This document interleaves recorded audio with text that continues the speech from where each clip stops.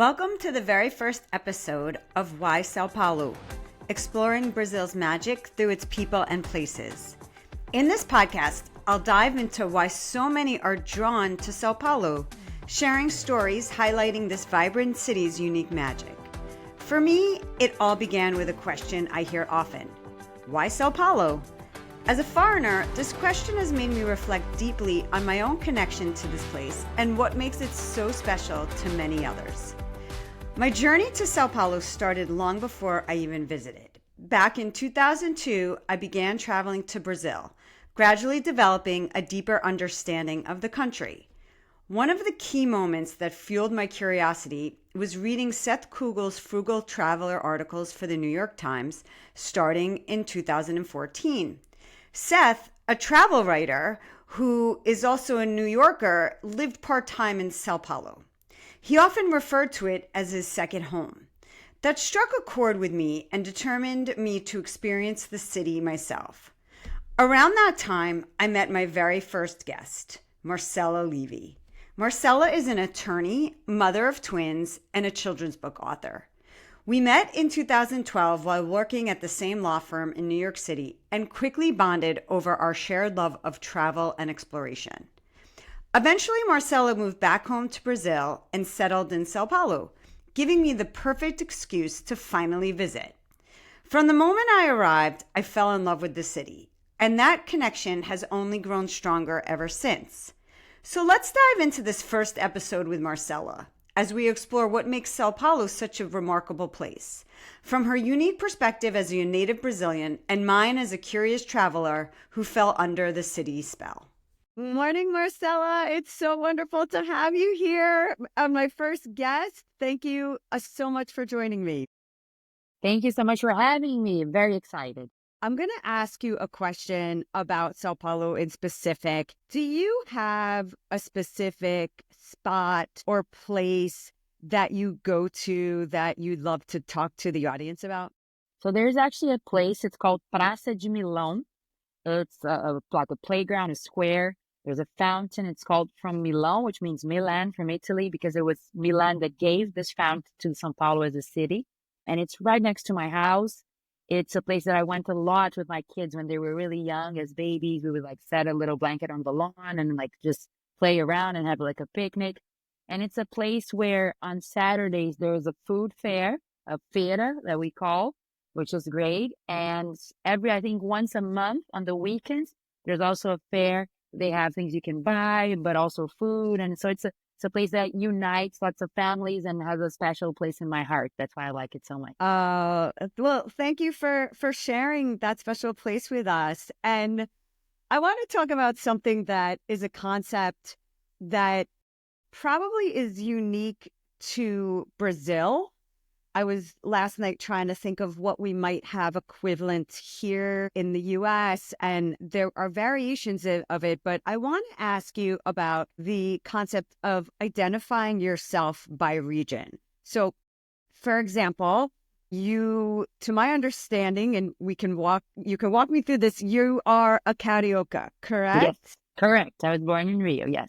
Okay, so can we start from scratch and explain what a Carioca is versus a Paulista versus a Paulistana versus some of the other regions in Brazil? You are also a New Yorker, and so you have a lot of different places where you have made yourself at home. And given that this podcast is about finding home, I'd love to just ask you about what each thing means and how long it takes to become considered, to identify with that particular region.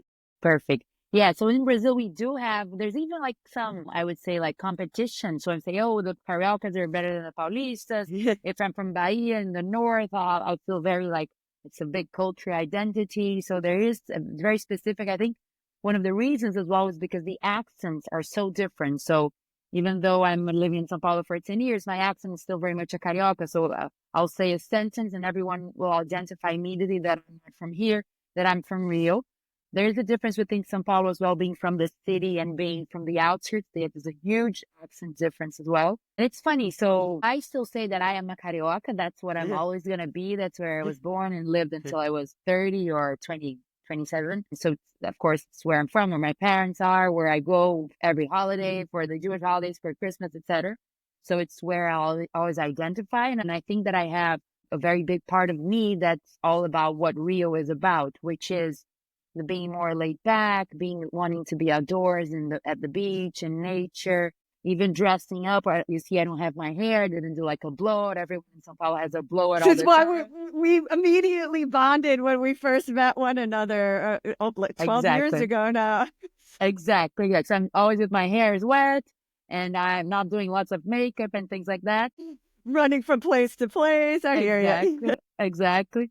So that's very much like a Rio thing. But at the same time, I completely identified when I moved to São Paulo. I think if I had moved, because I did Rio, New York, and then São Paulo, I think if I had moved from Rio to São Paulo, I would have had a bigger impact because the lifestyle has a big difference, especially because you don't have the beach and lots of what you're doing in the weekend in Rio is around the beach. But because I moved from New York to São Paulo, then I think I easily adapted because the São Paulo life is very similar to the New York life, and in the sense that you have many restaurants and cultural activities, and it's a big city with parks, etc. So then I think I identify because I made this move from New York to São Paulo. I think a big difference for me is when I moved here, I moved to work at the same firm that I've always worked with, which I began working in Rio. So there was kind of like a family here for me, right? Which was my work, people that I knew from many years. And another difference, I think, is when I have twins and they were, as you know, and they were born here in São Paulo. And I think when you have kids that are born in the city, it immediately becomes your city as well, because it's the city where your kids were born and there's the school and the community around the school, etc. So there is a huge difference, and I think I will have a little bit in my heart of each of these places where I live and where I'm from, etc. But they're very different one among each other. And you're always a New Yorker to me as well.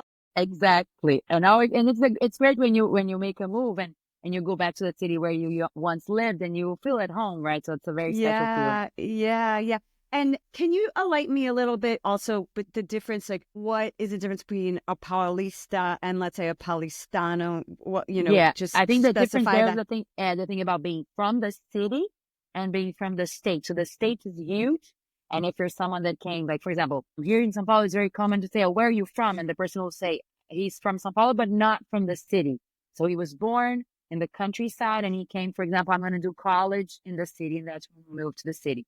So a big part of the community that you meet and work and friends, etc., are people that were not born in the city, born in the outskirts, but then came to live in the city for work or for studying. Can you identify as both? It sounds like yes to a certain extent. Yes. I'm thinking like there are people that work in my firm that were born. They will always have the accent from being from the outskirts, from the countryside. But when they move to the city, it becomes part of their life. So yes, I do believe. And same with you, right? You have this fluidness of where you're from and also acceptance of your new home. It's funny because, for example, my family in Rio say that I'm very Paulista because of things that I say or things that I do or what I like. And of course, people here always say that I'm a carioca. So it depends on who you're talking to. They will think you're more one or the other. Right. And even how you said Paulista, it sounded to me, I heard, now I'm getting a little more dialed in. I heard a little bit of the carioca accent. So it was, it just goes to show you can be a mix of everything and everywhere. Definitely. As long as where you make yourself at home. And that's the next question I wanted to ask you, because I remember this like it was yesterday and it was quite some time ago. But when you and I met in New York City at the law firm where we used to work at, and everyone loved you and we all wanted you to stay and we had all the paperwork ready for you. But you were very clear and very adamant from the get-go that this was a wonderful place and you wanted to stay as long as you could. But your heart was always calling you back to Brazil. And a lot of that, and this is before you had children, but I remember in this conversation, a lot of that revolved around your desire to have a family and where you saw yourself building this family. And if we can go back in time then and now in terms of what was that feeling that you knew that would make Brazil, and ultimately it ended up that you were in Sao Paulo because of work, what were some of those things that had you have a hard no to staying in the States and moving back? Yeah, I think the big part of it was this about wanting to have a family and wanting my future kids to be close to my parents. And me being close to my parents as well. Like I'm very, as you are with yours, I'm very close to my parents. Now I don't live in the same city as they do, but knowing that I can be on a plane and in 45 minutes I'll land in the city that they're at gives me, a very good feeling, and knowing that I'm close to them. And whenever I have to travel for work or something, they easily come here and stay with my kids. And I see how special this like living with your grandparents and experiencing life with your grandparents is for my kids. So I think that was the big part of it. There was also an aspect to the fact that both me and my husband, we are lawyers, as you know, and we were traveling we were working very, very long hours, as the New York rhythm of law firms is. That's the normal pace, right? And I would think, like, how can this work? How can we both be people that work a lot and have absolutely no one to like support as grandparents, people that we can like drop off the kid if we need to? And there's also a huge difference in Brazil. There's also very big support that you can rely on, right? So to having a nanny, a full-time nanny, is something that's completely normal. I think if you compare it to New York rates, that would be completely different. And of course, we're talking about dollars as opposed to reais. So everything's much cheaper, right, where we're at. And therefore, I can afford to work an entire day and come back at 8:30 p.m. at night. And my nanny will be here and then she will go home, which is something that I don't know how viable would be living in New York, right? And like I have an aunt that lives in São Paulo, so when the kids are sick and I'm in a meeting, my aunt will take the kid to the doctor. So things that I thought, how will that work out if it's just me, my husband, and the kids in the future in New York? So that was a big part of it. And I also thought that the New York rhythm was amazing. That then maybe I would get tired of it in a while. That being in my 30s, I was easily sleeping very little, going out at night and working a lot. I'm fine. But now that I'm 28 days away from turning 40, and I can already feel that it's much different than the rhythm that I want more quiet. I'm happy being at home and I don't need to go out that much, things like that. So that also like played a part of it. And when I met my husband in New York, he was living there when we met, he was living for 3 years, and then we lived 6 years in total. And he said, look, if we're going to make this move, it needs to be now. Because if we go back older, we might not fit into the Brazilian market in terms of work, right? So it was like a sweet spot that we needed to find. Oh, look, I think we've had all that we could get from New York, but we're not coming back too late in our careers, and then it will be hard to fit back in a Brazilian law firm. And aspects of Brazil that you really appreciate as a parent. Yeah. So I have a bit mixed feelings about this, because I think if you compare like with Europe, where parents do not have nannies, like everyone it's accepted that you need to leave at, 3 p.m. to pick up your kid at school. And this is not accepted in Brazil if you're a working parent, because they know you have a nanny, right? So that's something that I do not like from Brazil, which I believe is it's expected for you to, the nanny to have a very important role in the lives of the kids, and to working parents, therefore, do not need to be at home because you have the help. So that's what I don't like. That's interesting. Yeah. I feel this is when I talk to friends that live in Europe and compare to my lifestyle, right? I find that hard. But of course, I make a point of being present in my kids' life to do the things that I can. It's a constant effort for me. But in terms of the good side, for me, is that it's the thing about the grandparents, I think, is the biggest weight of it. Like, it's being close to the parents. I have 3 nieces and nephews, and they have a very good relationship as well, even though they live in Rio. So it's the being close to family for me is like the best part of being here. That's amazing. And let's also talk about the fact that you're a children's book author, and you're an attorney, and you're running around all over the city. Sao Paulo, I think, is a very energetic and vibrant city. And can you go into that a little bit more in terms of the literary scene, how that energy, how that there's a very strong devotion to bookstores and books that I find when I'm in Sao Paulo. And I'd love to hear your thoughts on that as a lawyer, as an author. I think there's a lot of excitement generated around book culture, particularly in Sao Paulo, where I've experienced book culture. Can you explain that a little bit more for someone who's looking for that liveliness to fuel their own creativity, whatever that's in? For example, for my work, I find it very helpful to have that intellectual stimulation and creativity as a pervasive aspect of the city itself.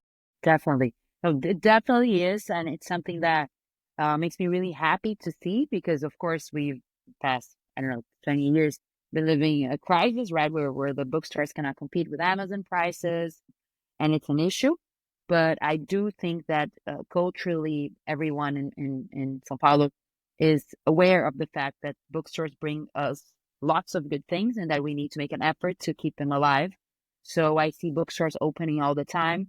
Bookstores, because of what I just mentioned, cannot live just off selling off books. So they do lots of events to attract people. I constantly go and do readings for children's in bookstores. And I've gone to places, let's read a book. And then the children will do like a work of art based on the book. And there's also for adults as well, lots of readings and book clubs.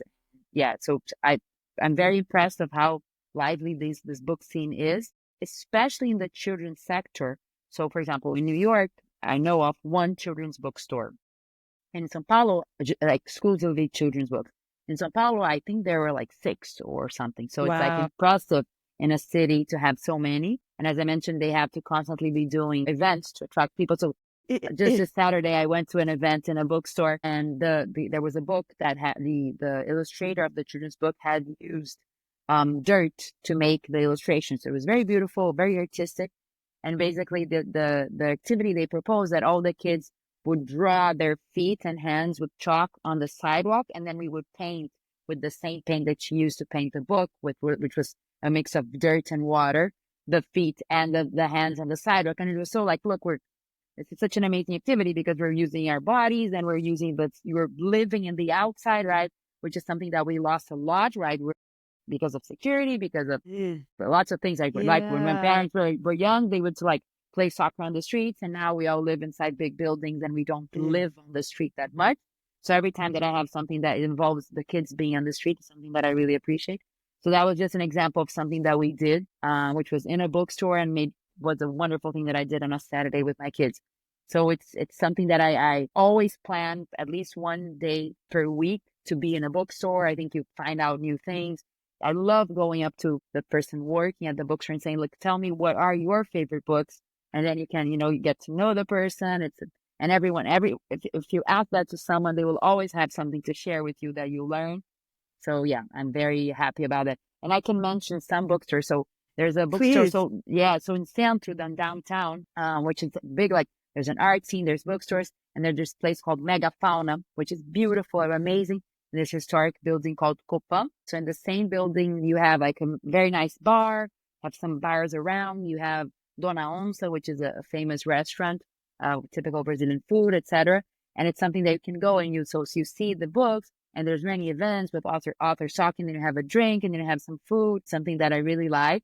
And in children's books, there's a recent bookstore that opened recently called Casa Cosmos. And they, I think, nailed it on the aspect that a bookstore shouldn't be just a bookstore, but should have lots of things. So it's a big house in Vila Madalena, which is a very cool scene, cool neighborhood, as you know. And they have like a bar downstairs, a place where they sell stuff, a place where they sell books, a nice area for families to read together. And when they opened it for the first time, on the opening, they hired a band. The band played music. So like you see all of these different things within the same environment context. So it's very exciting. I remember I was walking down the street in Sao Paulo, and it was really nice because one of the special things about being in warmer weather is you can congregate outside. So a passerby on the street, such as myself, I'm walking by and I'm seeing these people outside with champagne glasses, speaking, looking very lively. And I'm thinking, what's going on in this store? And I love the feeling of the fact that you can be inside and outside of these stores and feel very free, and then also congregate with fellow book lovers, maybe talk about the books that are in the store, that specific author who is there that day. And I thought that was a very special aspect of the bookstore culture in that city, because of one of the reasons being, well, of course, for me, I see a champagne glass outside a bookstore and I'm going to walk in, but the ability to see that visibly and then stop in for a few minutes, whereas in other cities, you have to maybe have read a to-do magazine or something to know that this is going on. You wouldn't be able to see it otherwise. Definitely. And it kind of takes it sort of like, in my opinion, Brazilian culture, it invites you in with a very big hug. And I think that has been my experience of just the culture in general and how it relates to the literary scene. It's like, come in, enjoy, read a book, talk to some people. It's a Saturday afternoon and it's a nice day out. Definitely. No. The weather point is what also had a big weight in my decision of going back to Brazil. Yeah. Because the cold weather in New York, although it's beautiful, it's also horrible, right? Yeah, it lends itself to some shorter days and can be snowy and wet and cold. And I can imagine where that would be an additional Last week I was in London for work, and at 3:30, 4 p.m. it was already dark. Yeah. And I can see how people, get more like, you don't do that much. You want to sleep earlier. You want to be inside, and you're a little bit sadder. For me, like, weather and my humor is completely related. That's a big link. And the thing about you when you said that being on the street is a bit what I had just said as well, like on the thing on the sidewalk, which is a very carioca thing as well. So very commonly in bars, you have the bar, but people are like standing outside.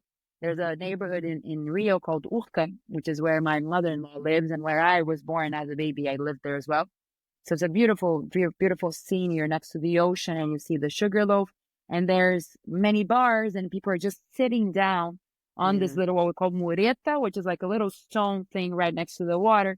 So people just buy their beer, sit down, and then they clap when the sun comes down. So it's like being outside for me is amazing. Yeah. And also in light of the clapping when the sun goes down, I think it's so much what I enjoy about being in Brazil. And you just nailed it with the clapping when the sun goes down, right? It's like you're taking this little moment of appreciation by clapping and acknowledging the beauty of this.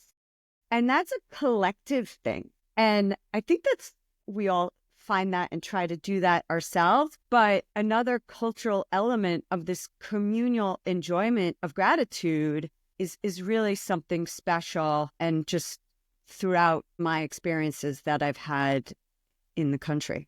Yeah, definitely. There's a thing that you just said that reminds me of something, that when there's a kid that's lost in the beach, what we do as people from Rio de Janeiro, from Cariocas, is we start clapping where the kid is at. So the kid's near me, I'm clapping. So if the mom is looking for the kid, they'll listen to the clapping and find out.